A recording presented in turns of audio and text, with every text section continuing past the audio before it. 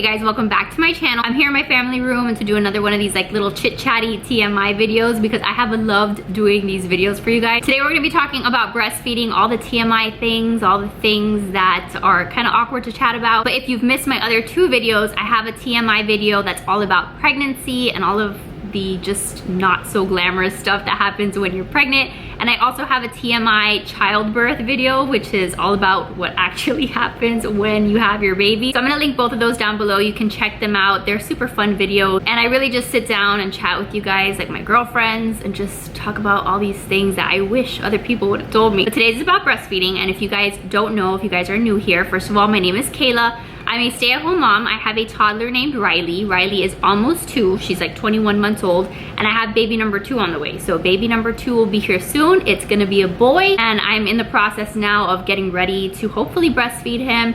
And so all of these things are just coming back to me. All of the not so wonderful things are coming back to me. So get ready. Before I continue, let me just say, because you're gonna think that everything I say is awful, I love breastfeeding. I am a huge breastfeeding proponent. Like, go breastfeed. I think it's a beautiful, wonderful thing. I loved breastfeeding Riley. I breastfed her until she was about a year old. So I had a great breastfeeding experience, and we'll kind of chat about that. At the same time, it's not easy. At the same time, it's not always this beautiful, wonderful thing where your baby's just so nicely sucking on your boob. Like, sometimes it hurts like a mofo. Also, I'll put out the disclaimer that you don't have to breastfeed your baby. I'm not one of these people that's like, oh, you have to breastfeed or you don't have to breastfeed. I think it's important for every mom to figure out what works best for her and for her kid. Feed your child. As long as your child is not starving, you're doing a good job. Let's just get into it, and this is like in no particular order. I just wrote down a bunch of stuff that I wanted to make sure to talk to you guys about. So the first thing, that's not so much about breastfeeding itself, but it's about pumping. And in case you're not really aware, even if you breastfeed your child, there are gonna be some times where maybe you have to pump. I had to pump with Riley, especially in the beginning, because she was a NICU baby. She spent 3 days in the NICU, and I was not producing enough milk at all because I wasn't even like by my child 24/7. So I had issues from the beginning. It was just a headache. I pumped, and I hated pumping. There was something about it that was slightly traumatizing. I guess it was because like it felt very unnatural to me. Like, I felt like this machine was sucking on my boobs when it should have been my kid. Not that either one of those is like what I'm used to, but I really didn't like the fact that I felt like I was a cow being milked by a machine. Like, it just was not pleasant. But anyway, getting back to the pumping. You wanna make sure that if you are gonna pump, if you're gonna have a pump handy, that you have the right valve size for your pump. So the little bottle thing that you put on your boob, little thing that goes around your boob, like there's different sizes of that cup. And I know I'm making like the most awkward hand motions. But if you don't have the right size of the hole that goes on your nipple, it's going to feel like your nipple is being ripped off. You wanna make sure that the pump that you have, you wanna make sure, it's like touching my boob. You wanna make sure that you have the right pump part. When you're recovering from delivery, a lot of times the nurses will go in and they'll show you how to pump. And that's kind of helpful because they'll be able to tell you more or less like if you have the right size or whatnot. But listen to them or ask questions and figure out if the equipment that you have is the right equipment. Otherwise, you will be yanking your nipple off. So that's just nice little side note. This is something else that I wish that they would have told me about breastfeeding. Not every woman is gonna produce a lot of milk. So I was in that club. I was in the low supply club. I'm pretty sure that a lot of it had to do with the fact that, again, Riley was taken away from me at birth. She spent 3 days in the NICU. There was even a night where I wasn't even allowed to sleep in the hospital. I had to go to like another hotel, and I was separated from her. It was just it was a very bad time. But I had low supply of milk. And I remember I used to like watch all these YouTube videos of like people and like moms that were like, look at my breast milk supply and look at this huge stash. And it's like a freaking refrigerator full of breast milk. And I literally felt like such a failure. Like, those first postpartum months, like I came home and I would pump, and no joke, I would pump for like, I don't know, like sometimes like an hour on each boob, which again, I hated the process of pumping. And I would come out of my room with like this much milk, like a tiny bit of milk. I would literally like hide my bottle, like coming out of my room. Like, my mom would be here and my husband would be here, and they would know that I went to go pump. And so when I would come back, I would hide my bottle purposely because I felt so like ashamed and embarrassed almost. And I know that this is kind of like a sad subject, but that's really how I felt. I felt like I was a failure, like I wasn't producing enough, like I was inadequate in some way because of the fact that I wasn't producing a lot of milk for my baby. So if that happens to you, just know that you're not alone. My baby is almost 2. She's thriving, she's smart, she's good to go. I don't think I deprived her in any way, but I just was never one of those women that had a ton of milk coming out of her boob. Something else that you should know that I had zero idea of, like the word colostrum and like what that is. Like, you should probably do a little bit of research, but when you deliver your baby, like it takes a couple days for your milk to actually come in. Like when you think of milk and nursing, actual liquid milk, it's gonna take a few days for that to come in. At the very beginning, like the first few days, you're gonna have what's called colostrum, and it's like, I don't know, it's kind of gross, kind of like yellowish, and it just like comes out very teeny tiny from your nipples. It's got a great source of like vitamins and nutrients. It's great for the baby, but it's not technically like what you would think milk is. So if that's all that you're getting at the very beginning, especially if you're like pumping at the beginning and that's all you see coming out, don't freak out. It's okay, it's normal, that's what's supposed to happen. And at the very beginning, again, just don't expect that your baby's gonna be like gulping down tons of milk. I mean, it could happen if you have more supply or if your milk comes in early, but normally the colostrum comes first. Look it up, Google it, colostrum, you're welcome. Something else about breastfeeding that was not fun at all is that once my milk did come in, once I was getting the hang of breastfeeding, there were nights when I would literally wake up in a puddle of milk. And that sounds so gross, but I would wake up and I would think like, oh my God, I'm sweating, I'm gross, I'm disgusting. And I would look down and it was my boobs that were leaking. It was literally a puddle of milk all over the place. And I know that's probably my bad. I probably should have worn like heavier duty like breast pads, which they sell, by the way. You wanna make sure you have some of those so you don't wake up in a puddle of milk. But it can happen, and it happens all the time. It's normal. Those are probably the times when like Riley, like if she would sleep a little longer, which let's get real, she never slept very long at all, but like if she was eating every 2 hours and she went 2.5 hours without eating, normally what would happen is I would wake myself up in the middle of the night, and it was because my boobs were like, hey, the milk is ready, it's coming out, and she wasn't there to catch it. So I would wake up in a puddle of milk. Breastfeeding in public, that was a struggle for me, and I know that it's a natural thing, it's a normal thing. I think that women should be able to breastfeed wherever the heck they want to breastfeed. Like, we pushed a baby out of our vaginas, we should be able to go do it on the expressway, on the highway, wherever the hell we want to do it. Because honestly, like after having one baby, I just feel like women have the right to do freaking anything that they want. But anyway, back to breastfeeding. Breastfeeding for me in public was stressful, and I'll never forget the time, like the first time that I really tried to breastfeed in public was when I took Riley to one of my OB appointments.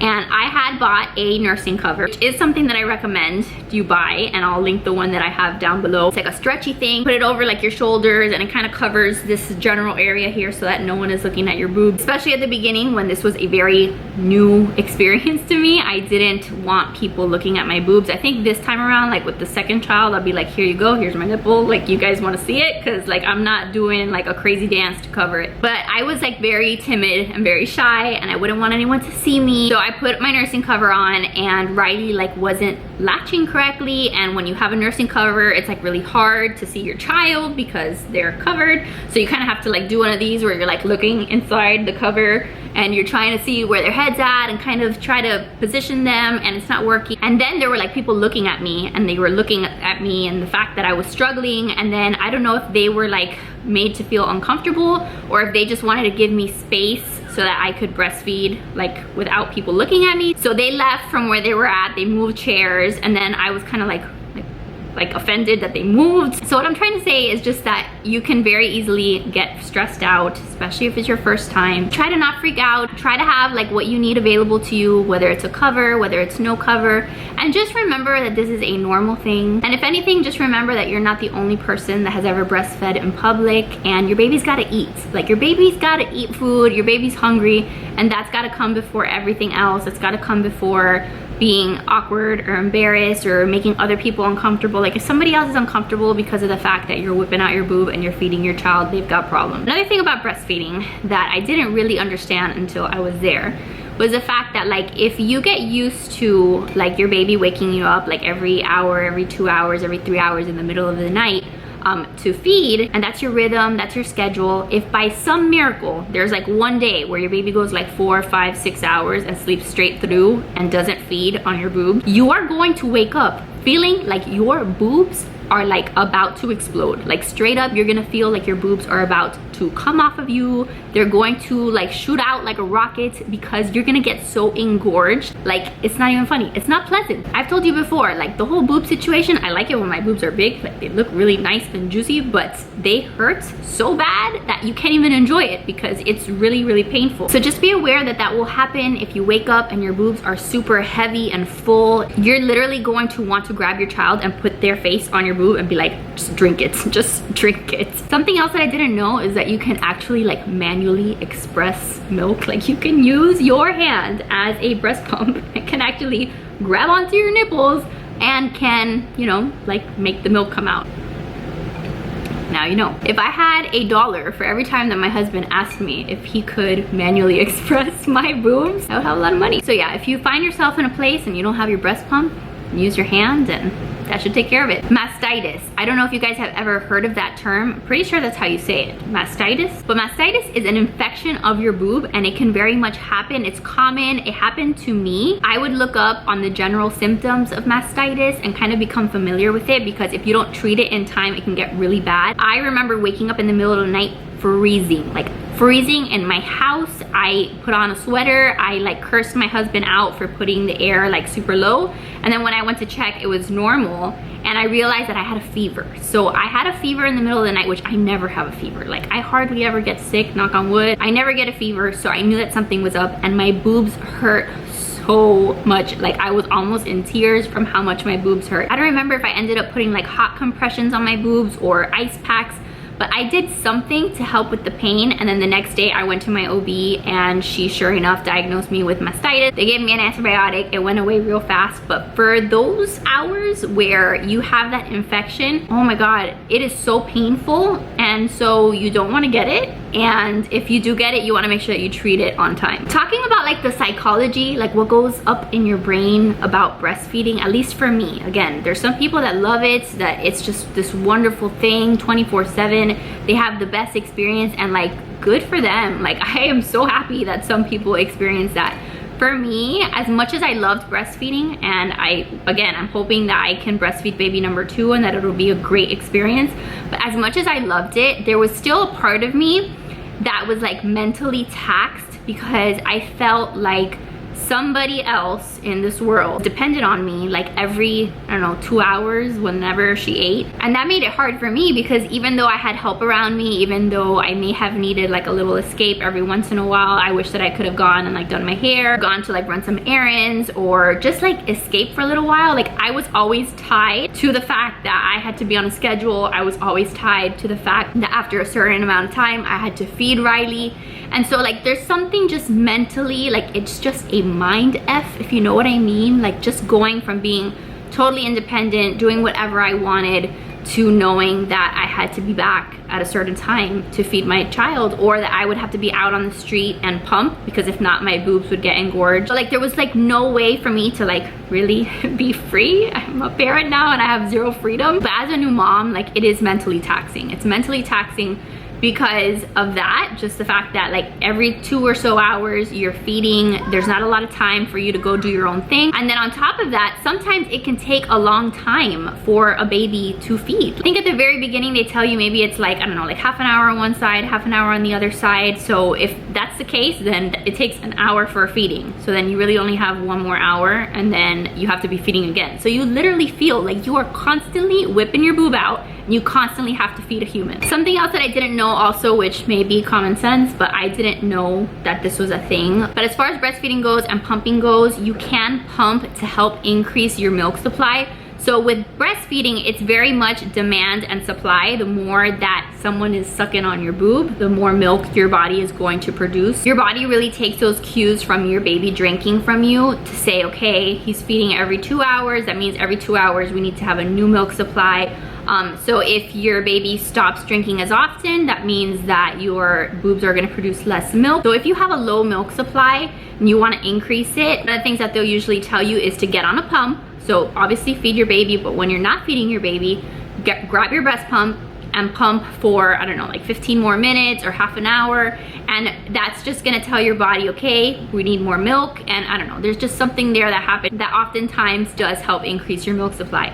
I used to do that all the time because, like I told you, I had not so much milk. I would do like power pumping sessions, I think is what they call them, and you can look it up, and they have like power pumping charts where it's like you pump, I don't know, like 5 minutes, and then you stop for 10 minutes, and then you pump for 10 minutes, and then you stop for whatever minutes. Like there's like a chart, there's legit a chart for power pump. That is definitely something that you can look into if you experience low milk supply. Just know that that's something that you can do. I think that's helpful. At the same time, it's one of those things that again makes it so mentally taxing, because you're not only now feeding your child, you're feeding plus pumping, which means you have zero time to even use a bathroom. Lactation consultants are also a thing. I had never heard of even that word before I got pregnant, before I was like just in this whole new parent world. Lactation consultants sometimes are provided by the hospital, or sometimes you have to pay for them and they're like private lactation consultants.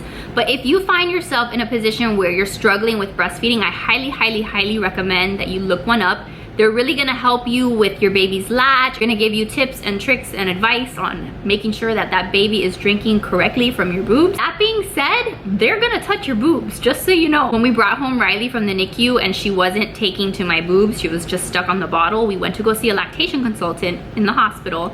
And it was like, if you're a modest person, then this is gonna be very awkward for you, but you're literally gonna whip your boobs out, and the lactation consultant is going to take her hand and she's going to touch your boobs, and she's gonna touch your nipples, and she's gonna literally like put your boob in your baby's mouth and really try to help the baby latch. So it's a very like physical process, but it can very much help you. So just know that that's a thing. Breastfeeding can also be really difficult if you're in a situation where you have like 5,000 visitors when you come home from the hospital, or even there at the hospital. Like I said, breastfeeding is not the kind of thing that you're gonna do like 2 or 3 times a day. It's not like a 3 meals a day kind of situation. It is a literally like every 2 hours, and there's 24 hours in a day, so like 12 times a day you're gonna be whipping out your boob to feed your kid. That can be really hard when you've got like visitors and your in-laws and your uncle and your brother and all these random people coming to see you in the hospital or at home, and they all mean well. I get it. I was always the kind of person like I